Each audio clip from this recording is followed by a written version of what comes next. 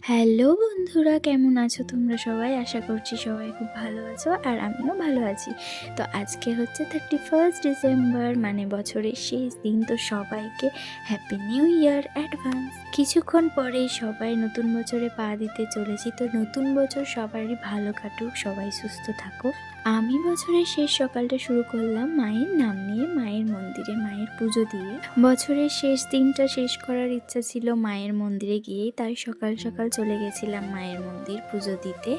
কথায় আছে না, শেষ ভালো যার সব ভালো তার। জানি না আগামী নতুন বছর ভালো কাটবে না খারাপ কাটবে, তবে যেটাই হোক, ভালো মন্দ যেটাই, সবই মায়ের হাতে তুলে দিয়েছি, মাই দেখবেন সব।